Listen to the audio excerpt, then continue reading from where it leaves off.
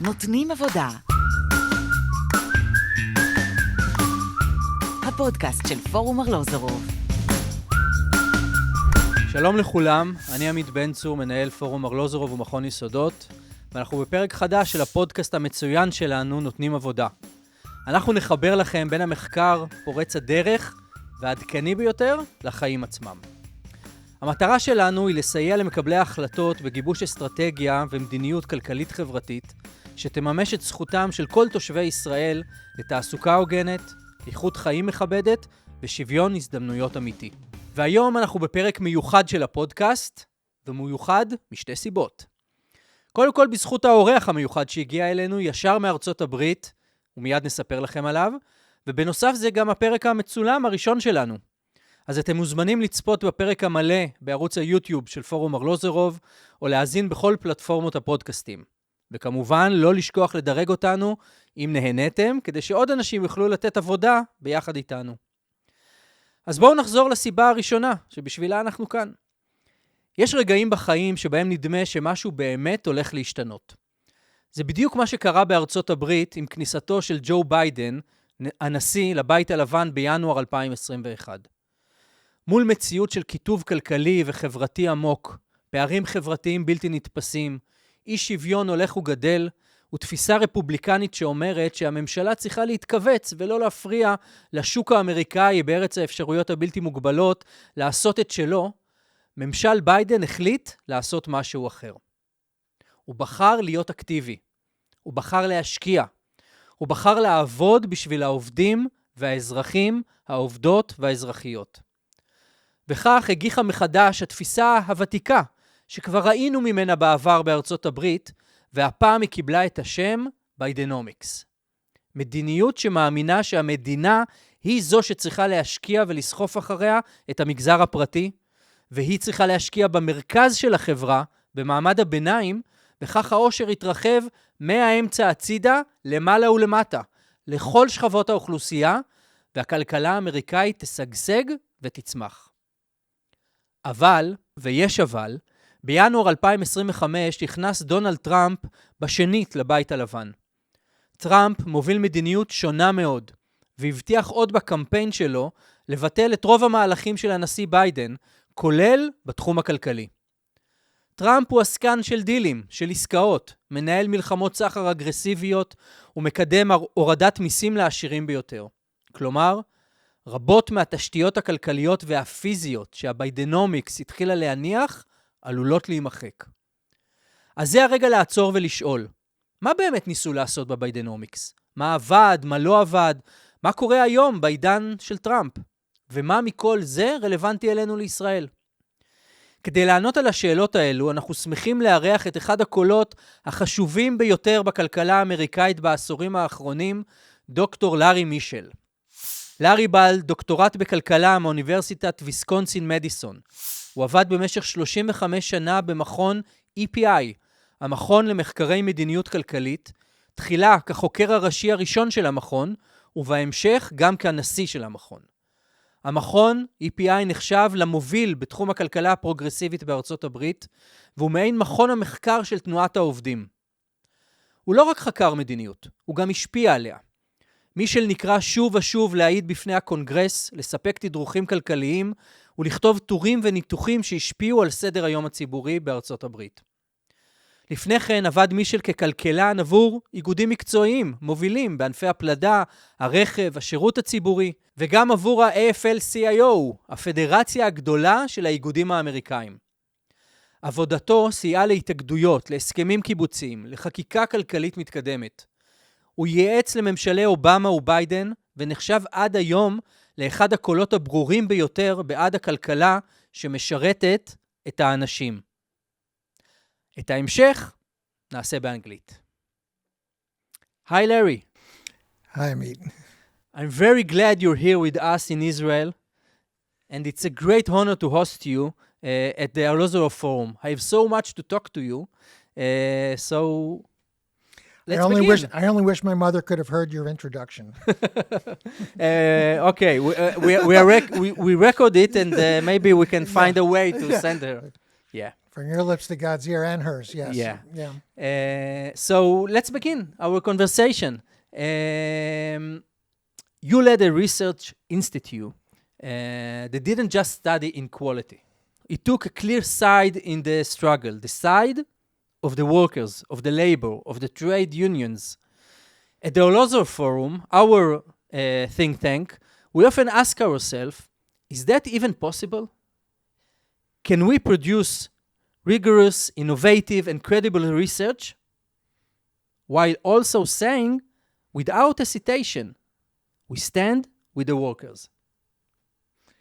Absolutely, because the truth is that for the vast middle class, the majority, and low-income people, they will not thrive unless there's a healthy labor market that provides good jobs and rising wages and upward mobility.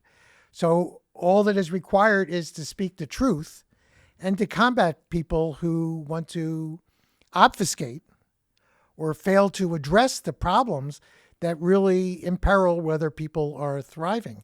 So as a think tank, as a research organization, you can absolutely be true to the best research, to be admired and respected by your peers in the research world, but to speak to the issues that working people require you to address, that people who are struggling for solutions need advice. And it's also true that as you do that, you need to listen to the people. You need to have the connections and the conversations with Histadrut, with civil society organizations, with the individual workers themselves. Maybe you should do a survey every year like you do to find out what workers think, unmediated by an organization. So absolutely, there are no organizations that don't have values, Of course. even if they pretend not to. And it's not just who they get funded by, but it may be related a little bit by who they get funded by. So I come out of the labor movement. I have a very respectable PhD in economics. I can be true to those values, and there's a battle in the world of ideas, and you can engage in that battle in the world of ideas, being true to yourself as a professional economist or researcher. I think that we can say that often the economists that say that they don't have values, they are often neoliberals, or I won't say the word that you told me before, how you call them, these economists. Yeah. What are the challenges? Because we have challenges in this battle. Of building, in one hand, knowledge, facts, tools, policy frameworks, when you're not just observing the reality, but you want to change it. Well, I think the way we started, and I think what you're doing and can do, is that we have to define what the reality is. There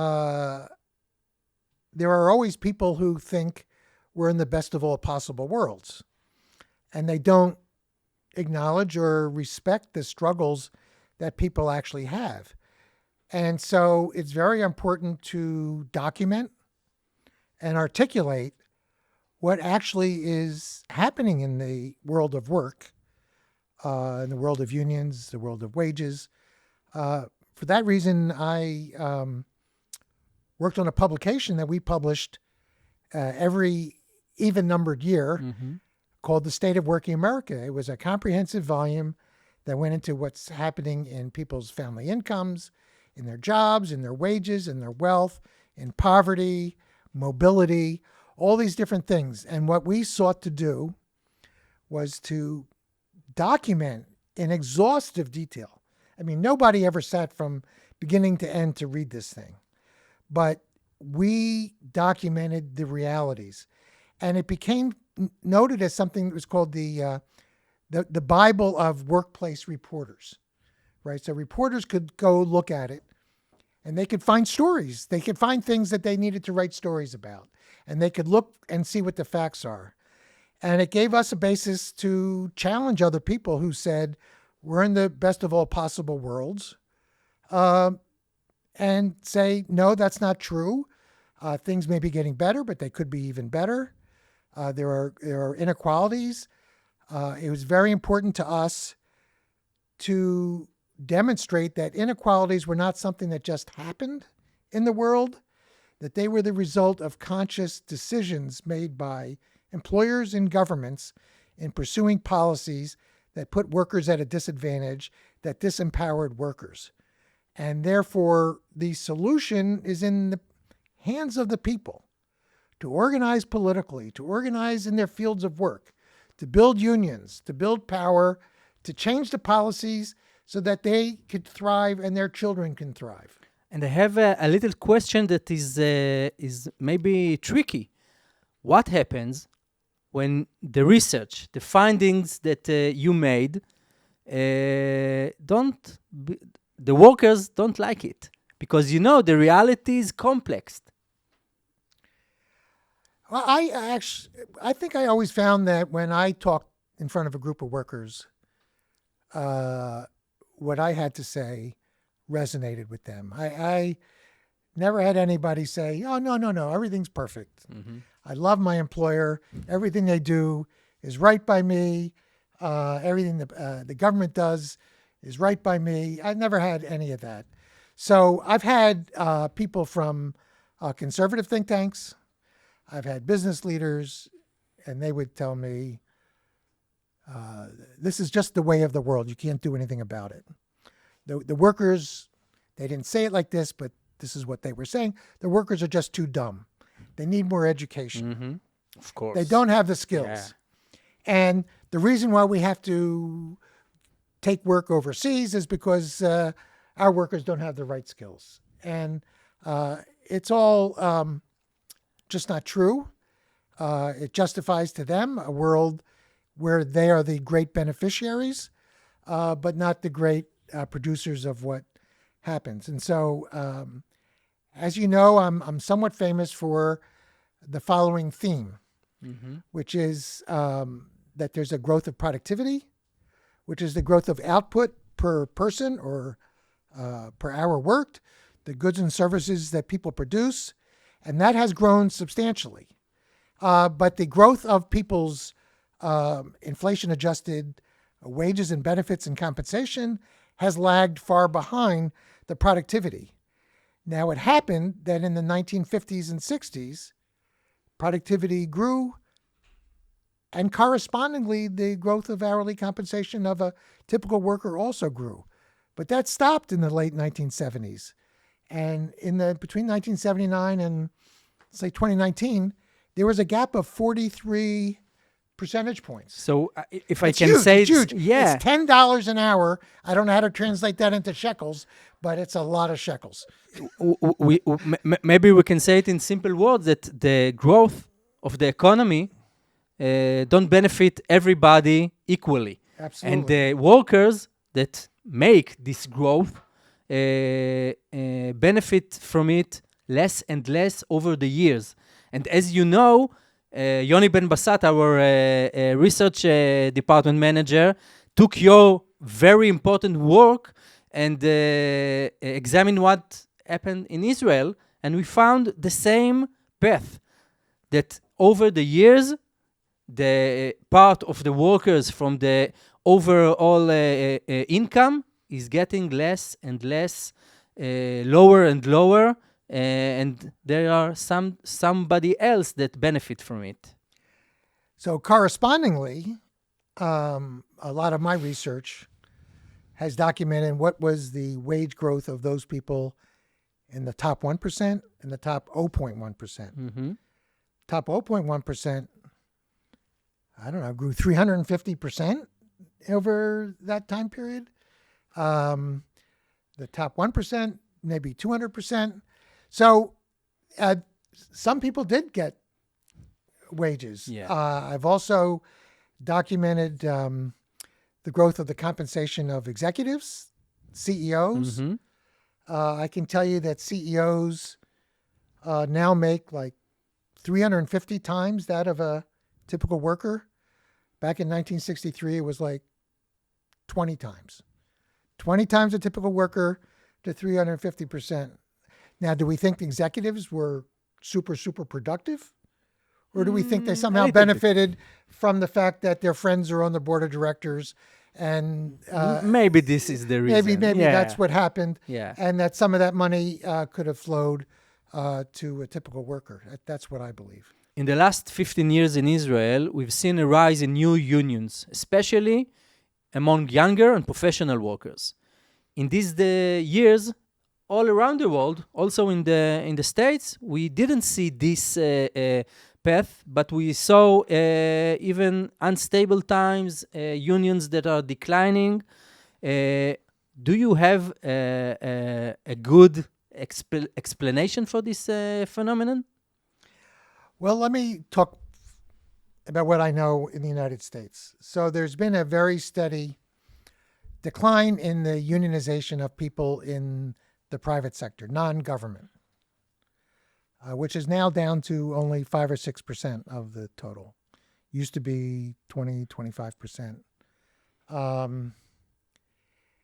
So what is the case also is that in the last few years, there's been more union organizing than in many decades. That the popularity of unions is really high, much higher than at any time in the last 60 years. We have polls which show that 50 to 60% of people who don't have a union want to have a union in their workplace. Yeah. So several things are true. Unions are not growing. It's not because unions are unpopular or people don't want unions. There's what economists would call, there's an unmet demand for collective bargaining. Why is there an unmet demand? Because we have a system of laws which don't allow people to express voice at work. For example, people here are familiar with Starbucks is. Yeah. In the United States, there were more than 500 Starbucks stores which chose unionization. In the last 2 years. 2 years. Yeah. Not one collective bargaining agreement. The company agreed to a collective process, Yeah. which was good. They haven't come up with an agreement yet. The reason is it's very hard to strike, and win. It's very hard that if the company is not negotiating what's called in good faith, there's no penalty. The penalty is our National Labor Relations Board will go, bad employer, Yeah. don't do that. Do better. And continue the same. And then they yeah. just do it the same way. Yeah. You know, that is, so our laws don't really allow us to actualize the demand for collective bargaining. We've had a big increase in the, at least among the Democrats, for a support for vibrant collective bargaining. Joe Biden was the most pro-union president Ever. maybe ever. Yeah. Maybe more than than FDR. He walked the picket line. He talked about unions. He talked about unions being the way we built the middle class. He passed laws that helped unions so that when you built infrastructure, there were provisions that made it better if you were a union Yeah. firm to get the contracts. Not just to give money for the employees, but to make them union. Yes. Because he knows that unions are good for the society. They're good for the workers and Yeah. their wages, their quality of life, their benefits, their mobility, their health. They're better citizens. They vote more. They're more interested. There's less racism among unions. than there is in the other rest of society. So if we talk about Biden, and I want to talk about the Bidenomics, okay? Bidenomics wasn't just a stimulus package. It was an attempt to build, as I see it, a new ideological foundation, a counter-narrative to trickle-down economics. What was Bidenomics trying to achieve, as you see it? I think Bidenomics was trying to achieve that we need to put workers first. It's the theme of what we have always tried to do with the Economic Policy Institute, from which I'm retired, so they don't blame them. Don't blame me for them or them for me. That we have to define that a good economy is one where it's good for workers. Productivity, inflation. This is the goal. Yeah. All those things are intermediary inputs. If workers don't come out the other end with higher incomes and a better life, then it's not a good economy. Biden put workers first. So I think the first big thing that was very important was the stimulus. So let me talk about that for a second, because people don't. One of the most important things that economic policy can do is to make sure that there's persistent low unemployment. Everybody who wants a job can get a job. When that is the situation, workers have more leverage against their employers. They can bargain for better. Employers are more likely to give wage increases lest a worker go to another job. So that's very important. When Biden came in, there was high unemployment after the COVID recession. They undertook the task to make sure that there was going to be very rapid employment growth. That is not what happened after the financial crisis of 2008 and 9. There was a very slow... Under Obama, but also because there was a Republican Congress that inhibited Obama. And there were, at the state level, policies that made the recovery worse. But yes, Obama was insufficiently expansive. And the fact is that I hope people appreciate that Biden was qualitatively different and better than Obama and Clinton and Carter. Yeah. Okay? And that, to me, is one of the things that has to be preserved. The Democrats took a bad beating in the election. A lot of people are disappointed in the Democrats, and not many people really understand the policies. So other parts of the Bidenomics was also dealing with climate change. Yeah.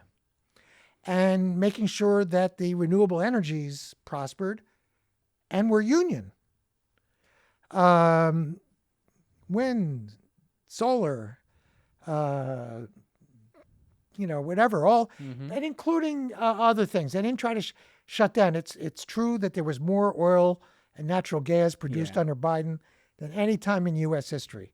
So it's not that they restricted. It was more about providing incentives for the better kind of energy that we need to avoid catastrophic climate change. There was bills to bring back chip manufacturing and do science. There were bills to build infrastructure, bridges, roads, airports, ports, all those different things. So do you think that it was a mistake to focus on long-term investment instead of delivering immediate, visible improvements for the workers, for the citizens? Because, we look at the results, and in the we have now a new president, and it's not John Biden or Kamala Harris. Well, I think that it's important to rebuild the economy that empowers workers. And it doesn't happen overnight. The fact is that the strong stimulus that I talked about did have a tremendous impact. There was tremendous job growth. Unemployment went to a very low level and stayed there for a very low level. It's still fairly low. It's still low. And the wage growth for people in the bottom half was very strong. Okay? It was even stronger than the inflation, which itself was strong. So then it moves out of economics. How do people interpret their own situation? Ordinary people. Yeah. Voters. Yeah, voters. Right? You're asking voters. So the fact is that in the United States in the last 10 years, people's view of the economy is shaped by what party they're in. So you can actually show the graph of how people feel about the economy. And as soon as Donald Trump got elected, the Democrats thought the economy stunk, and the Republicans thought it got better. This could not have been the case, right? It's much stronger among the Republicans that they won't like the economy if it's the Democrat in the White House. So, not matter what the results. So the material reality does not necessarily shape people's view. Karl Marx has to be revised a little bit. There's also the problem with inflation. People hate inflation. Inflation happened as we came out of COVID. Inflation happened in the United States. It happened all around the world. Yeah. It doesn't sound so good when you say, don't worry about inflation. It's happening everywhere. Yeah. People don't want to hear that. Okay. You tell people your wages are growing fast.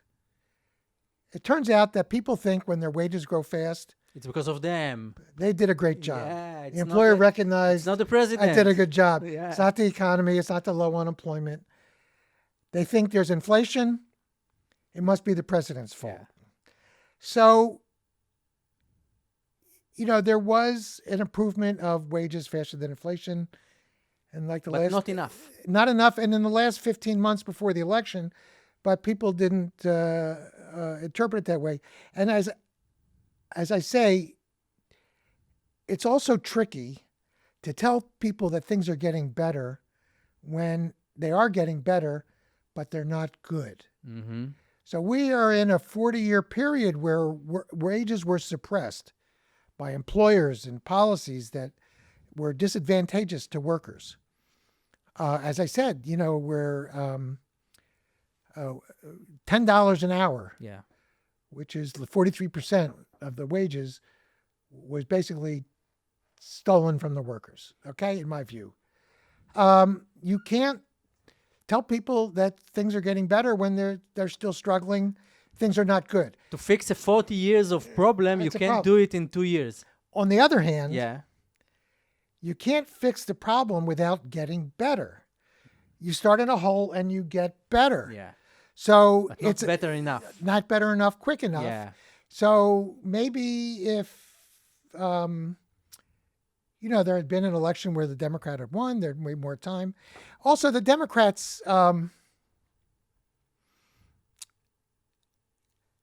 sometimes are too much policy wonks and don't actually focus on how do I make sure that the policies take effect right now and affect people. And I've given the example that the Democrats are very proud of passing a law that made the government negotiate with the pharmaceutical companies over the price of drugs. Yeah.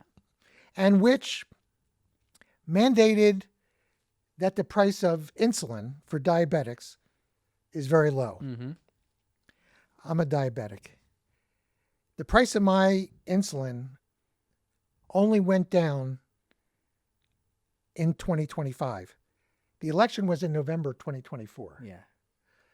The pharmaceutical prices, all that they've done so far is they've identified the 10 medicines that they're going to negotiate over. The negotiations have not yet happened. Why? Well, because they were trying to be nice to the pharmaceutical companies, not to make them respond right away. Well, you sometimes you get what you deserve. Now, the fact is, but to say, Donald Trump keeps claiming that he's lowering the price of drugs. Mm-hmm. He didn't do it in his first term. He's not doing it now. But so he just lies about it. Also in another lie. It's hard to keep count. Yeah. It's hard to keep count. Yeah. And What's discouraging is that Donald Trump himself is very anti-union. I'm glad to go through what's going on. Even during the election, he had a nice conversation with Elon Musk. Yeah. And he praised Elon Musk, who said, Elon Musk said, I have no problem in firing workers who go on strike. And every time there's a problem in an industry, Donald Trump blames it on the union. Of course. So Donald Trump is doing everything possible to weaken unions. So if we talk about Trump and Musk, the two major leaders of the United States these days, the return of Trump marks a broader backlash against government, not only trade unions, but also against the role of government. Musk amplifies this with a tech veneer, branding himself anti-establishment while benefiting from the state. How do we even begin to debate the role of government in this context? How do you tell the people that the government, the opposite of what Reagan said, he said that the government is your problem, and we say, we believe, we know that the government is the solution for our biggest problems. How do you deal with it in this context? So let me give you the good news. Okay. Elon Musk did an interview in the last few days saying he's finished with government, that he was treated unfairly, and he's more and more concerned about the deep state. He had a program called DOGE, D-O-G-E, Department of Government Efficiency, which is totally fraudulent, even in its name. So first, it wasn't a department of anything. There was no department. It wasn't authorized by the Congress. Yeah. It's just an office of people temporarily employed by the government. That's the department. Is it about government efficiency? Absolutely not. They tried to cut costs. They said, first, we're going to cut $2 trillion of costs. I don't know how to put that in shekels. A lot of shekels. Then he said, not 2 trillion, but 1 trillion. Then there was a website that said, we've cut $150 billion. Yeah. Right? So that's 15% of $1 trillion. Then it turned out that people did the research on what was in the website. It's like $5 billion, not $150 billion. They would take things like they would cancel a contract that they say would save $8 billion. It actually only saved $8 million. Million.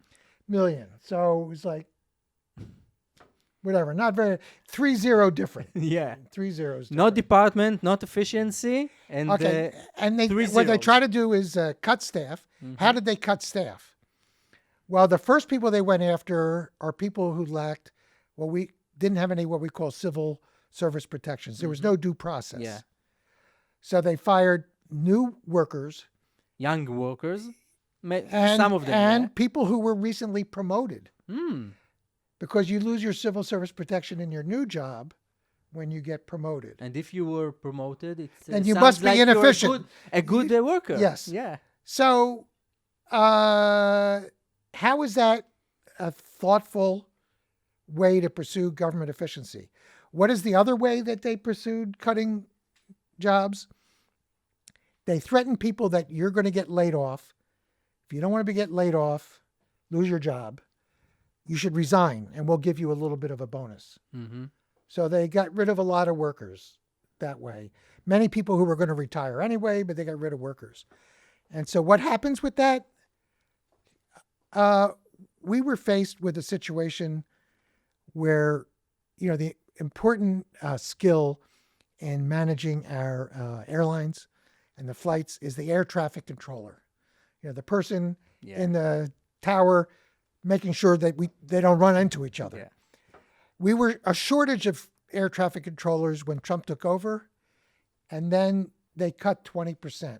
20%. From resigning and every other way.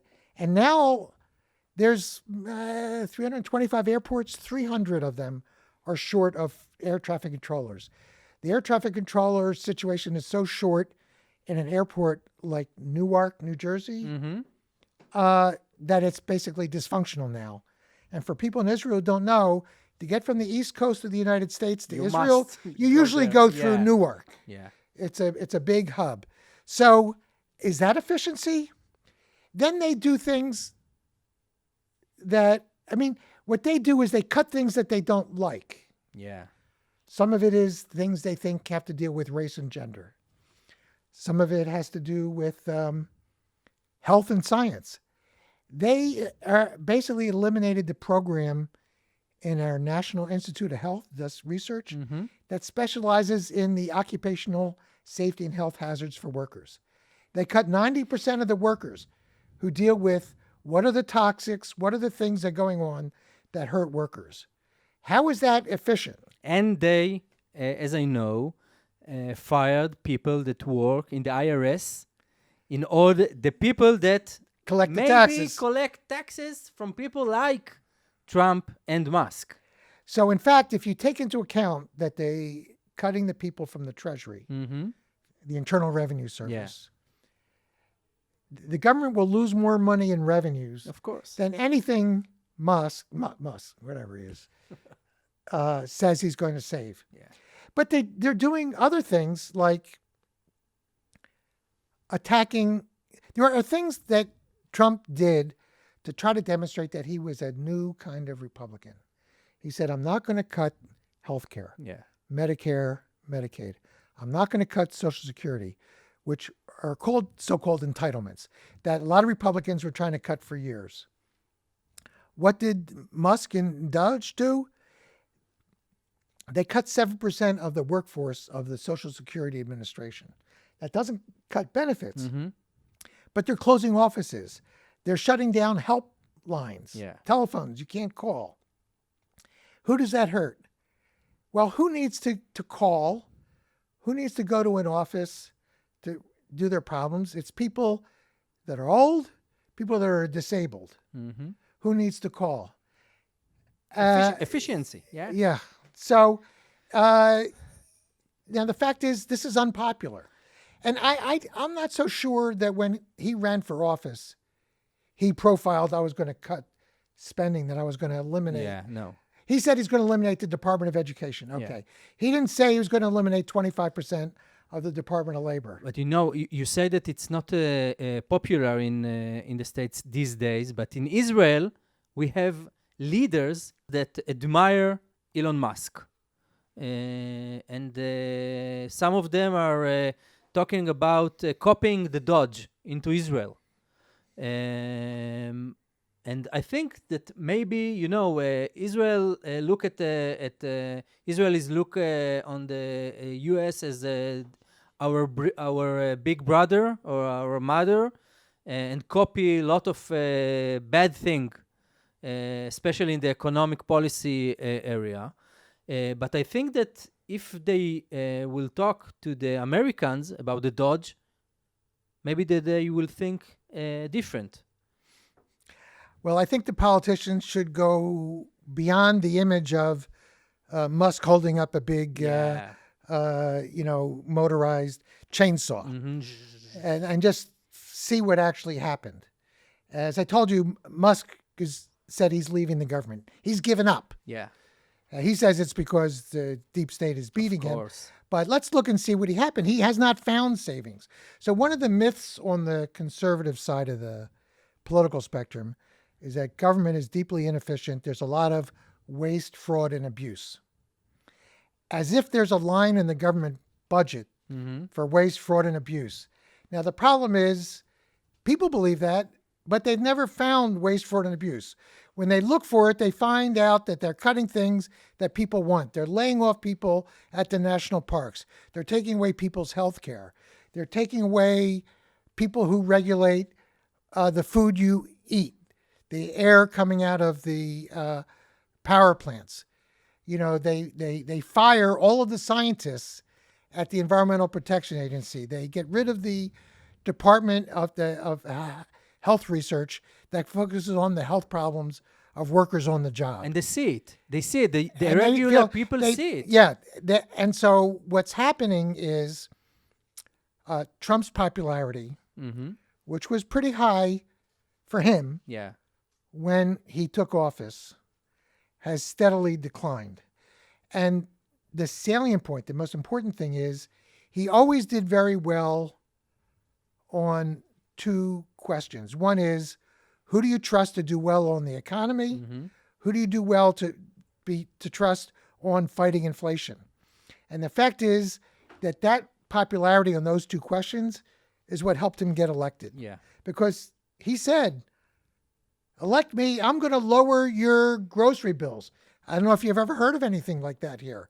But in fact, no grocery bills have been lowered in the United States. We have, I don't know if you heard about him, Benjamin Netanyahu. I've heard him. I'm You just heard joking. him. Okay. Just joking. 15 years, he's prime minister in Israel. In each campaign that he rolled, he said that he will lower the prices of groceries and the houses and everything. And one thing that all the Israelis know is that the prices in Israel are only getting higher and higher. But he still keep saying promising. Yeah. So I'm not surprised to hear that. Yeah. So the thing is that it's easy to promise to get rid of waste, fraud, and abuse. Mm-hmm. The fact is, there's waste, fraud, and abuse a little bit. There's waste, fraud, and abuse in the private sector. Yeah. There's not enough to find it that you can get rid of it and finance big tax cuts for the rich, that you can lower the fiscal deficit because of it. So what's happening is, on the two poll questions I mentioned on who do you trust to run the economy, who do you trust on inflation, there's more people now disapprove of Trump than approve of him. So the thing I would tell Naftali Bennett is, look at the polls. Update yourself as Yeah. to what actually has happened, and look and see what Doge has actually done. Do you want to reduce the employment of your Social Security system by 7%? Do you want to close down offices? Is that efficiency? Do you want to fire everybody who started a job in the last year? No, these are not ways to pursue it. There's been lots of efforts to make government more efficient. Al Gore with Bill Clinton. There's a guy, W.R. Grace, a businessman under Reagan. They all tried and they all failed. Yeah. And it's not because the deep state rebutted them, it's that it's baloney. So we now have, in fact, something else, which is the only legislative accomplishment of Trump in his first term was huge tax cuts for the rich and corporations. Yeah. His basic legislative achievement for this term, he wants, is to maintain those and do more. Yeah. But if you do that, the government gets less revenue. Mm-hmm. The deficit goes up. A lot of Republicans think that they want to be fiscally sound, so they don't want to increase the deficit, which means they have to cut spending. But Trump says, so if you want to cut spending in the government, you can't avoid cutting what people want and love. The basic services that people need. Social Security and health care and subsidies to food. So the Republicans are passing a bill now which is going to remove the health care from 11 million Americans. Mm-hmm. They're going to reduce Medicaid. They're cutting subsidies for food. The tax cuts will go disproportionately to the rich. Everybody else will see their incomes lowered because even if they get a little bit less of taxes, they're going to pay more because of the tariffs, or they're going to get less because the subsidies have been cut. So it's clearly a redistribution from almost everybody to the upper 1%. In Hebrew, we have a phrase that says, זה לא טעות, זו מדיניות. It's not a mistake, it's a policy. Exactly. And it's a policy. And people will notice it. So let me tell you that when in Trump's first term, when he cut taxes, the people knew that it wasn't for them. Yeah. And when the Republicans ran in the 2018 congressional midterm elections, right? He got elected in 2016. Then there's elections in 2018. 18, Republicans lost control of Congress. And maybe we will see it. We're going to see this in 2026. Yeah. And the fact is that Republicans, even though they passed that tax legislation, they didn't run on it in 2018 because it was so unpopular. So when they run this time, and maybe they won't even get to pass their tax cuts, but if they do, and they start taking away health care, So the idea that there is a complication. Yeah. People feel that government is too big and inefficient, but it turns out that people don't actually know what the government does. When government gets cut, when they can't go to a national park, when they're not being provided health care, when their schools spending gets cut, teachers are cut, teaching assistants are cut, they don't like it. Yeah. So Larry, for the last couple of minutes we have, I want to ask you some personal questions, if it's okay. You know, after I have 7 grandchildren. Okay. I have a dog named Amos. Amos? Okay. Amos. Okay. A dog named I used to have a Amos. dog named Maccabee, but he died. Okay. So after decades of work, of struggle, of resistance, I want to ask you personally, what keeps you going? What gives you hope? Because as a progressive economist, as a trade unionist, as a social democrats, we all the time see the gap between what we know that we can do and the reality. And I want to, maybe the last question to ask you, what keeps you going? So, yeah, I've been at this a long time, and I think I have very many things to be proud of. Building an institution that has produced many researchers and economists that are working all over civil society and in government. In Joe Biden's administration, there's a Council of Economic Advisors that advises him, 3 people. 2 of them are people that I hired and wrote The State of Working America with me, including my best friend, Jared Bernstein, who was the chair. Yeah. The policy agenda of the Democrats under Biden has been what we working for many years, and we couldn't get Obama or Clinton to adopt. Was that agenda successful politically? Not so much, but I think it's important that people hold to the importance of maintaining and building worker power, and I think that will survive.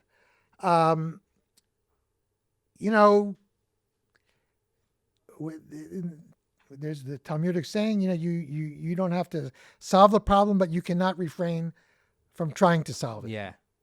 I believe that totally. I enjoy the fight. It's important to enjoy the fight. I enjoy the fight. Yeah. And I love landing the blows. I'm willing to take some, but I love, and I do it in a community of people. I built an institution. I work with many people. I think ultimately we will prevail. It may not be, hopefully in my lifetime, I live long enough. But it's important to do. I don't regret devoting my life to workers and their institutions. I can't think of a more noble thing to have done. I'm glad that I built the skills as an economist, and I was able to use those skills on behalf of workers. It's been an honor. Larry, we in Israel look at you, we study from you, we admire the work of the EPI, you as a labor economist, as a trade unionist. We try in our efforts to do the same here in Israel, in our very problematic country. So I want again to thank you, first for all your work, for the establishment of EPI and the long work that you made. And I think that there are many successes that we can see that were many years ago were born in your head and in your computer. And this conversation was for me, very important. We learned a lot from you. And I truly hope that maybe Aerlozorov Forum will be able to be as meaningful for the Israelis as you and your staff are for the workers in the United States. Thank you for coming to meet From your us. lips to God's ear. That's a Yiddish saying, right? I don't know how to say it in Yiddish, but that's what I always say. I don't believe in God, but Okay. if you can okay. transfer If she can get it there, okay. And maybe next time we will meet in the United States and talk there and keep learning from you. So thank you very much. Bring me back. I'm willing. Yeah, thank you, Larry. Okay, thank you. Good luck to you. Yasher Koach. אז זה היה עוד פרק מצוין של הפודקאסט המצוין שלנו, נותנים עבודה. זה הפרק הראשון שהוא גם מצולם, אז מי שהקשיב לנו בספוטיפיי או בפלטפורמה אחרת, אתם יכולים לרוץ מהר לחשבון היוטיוב של פורום ארלוזורוב ולצפות בנו, ומי שראה אותנו ורוצה אולי רק לשמוע אותנו, יכול לקפוץ גם לספוטיפיי.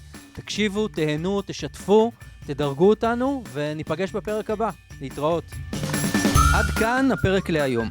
אם נהניתם, אתם מוזמנים לעקוב ולדרג אותנו בפלטפורמות הפודקאסטים האהובות עליכם ולשתף, כדי שגם אחרים יזכו ליהנות לא פחות מכם. להתראות בפרק הבא.